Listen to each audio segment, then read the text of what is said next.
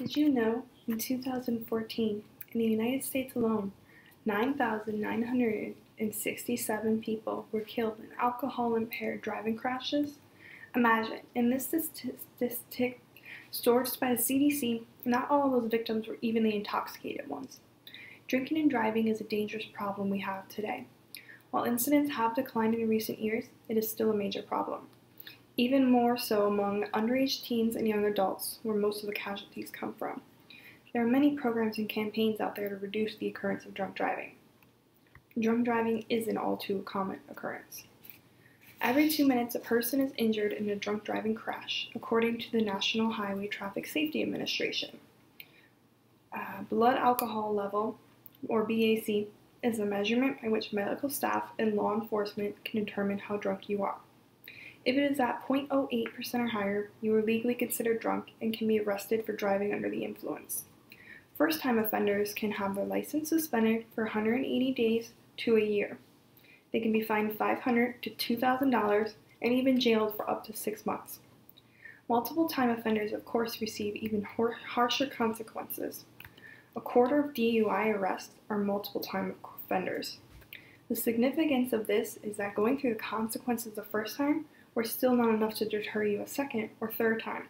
That's an alarming statistic. The 0.08% blood alcohol limit is a national law. The details of these laws vary depending on the state and what they decide to enforce or punish. The laws do differ for underage drinkers. For example, in Florida, if you are under 21, you are legally considered drunk if your blood alcohol level is at 0.02%, and you will be charged with a DUI. The zero tolerance law still applies nationwide. That means no matter how much or how little alcohol you have in your system, you are still to be charged with a criminal DUI. Even one glass of wine with dinner can affect that. According to the Federal Bureau of Investigation, in their report, Crime in the United States 2014, an average drunk driver has driven under the influence at least 80 times before their first arrest. We must, of course, take this into context. This statistic is taken, assumedly, out of multiple age groups and in different demographics and geographics. This number still stands out as a call to law enforcement and other parties. How can we lower it? How can we teach people there are severe consequences to drinking and driving? This number just makes it sound as if people are all too comfortable drinking and then getting behind the wheel, not thinking of the danger they're putting themselves and those around them in. The accident and casualty rates for young people are even higher. It is even more common to have underage drinkers involved in drunk driving incidents. It is the most common cause for teen deaths. 54% of high school-aged teens drink and drive, according to the CDC. 10% of drivers under 21 account for 17% of DUI fatalities. Underage drinkers are more reckless as they are less experienced. They are more likely to cause or be in fatal accidents. Young adults and teens rarely wear seatbelts as well.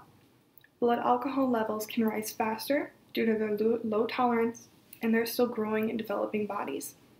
Teens are more likely to binge drink as well, which is defined as having 5 or more drinks in 1 hour. Think about it. You're at a party after the big game. Everyone around you is doing it, and you just want to have a good time. So the drinks just keep coming. This kind of consumption will elevate blood alcohol levels much faster, and teens can succumb to alcohol poisoning quicker as well, which is a whole other issue in our society today. In Florida, if you are under 21 and charged with a DUI, you will be fined or sentenced to jail time. A first offense gets your license suspended for 6 months. You are fined $1,000 to $2,000, and jail time is subject to the judge deciding, but not out of the question. A second offense will suspend your license for 6 months to a year. You can be fined $1,000 to $4,000 and receive 10 days up to a year in jail, depending on your blood alcohol levels. So what are people doing about this? There are many programs today aimed towards reducing drinking and driving occurrences. It poses a threat to our society and people's safety, not to mention the financial impact and expense for governments and cities to fix roads after accidents, to make the streets safer, for money put towards campaigns against drinking under the influence, not to mention the prison and jail expenses and the space used for DUIs. Many of the programs in place to hinder drinking and driving are aimed towards that target market of those under 21. This strategy seems to be to cut the problem before it becomes a habit, before kids think it's okay and they get comfortable drinking under the influence. Laws such as zero tolerance laws, which again makes it illegal for anybody under 21 to be drinking and driving, has helped in recent years. As 1/3 of DUI arrests are repeat offenders, there are methods to try and control that as well, such as ignition interlocks.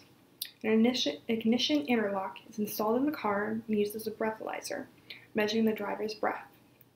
If the driver's blood alcohol level is above a certain level, usually 0.02%, the car will not start.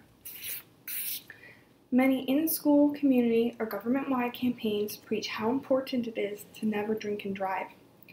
Never get in a car where somebody has been drinking. These types of programs and advertisements usually stress that there are other ways to get home safely and there are no quick cures to sober up. The only thing that will get you sober is time for the alcohol to leave your bloodstream completely. Many of the ads and campaigns against drunk driving you see are actually from beer alcohol producing companies or the car companies themselves. Brands like Volkswagen have created their own ads against drinking and driving.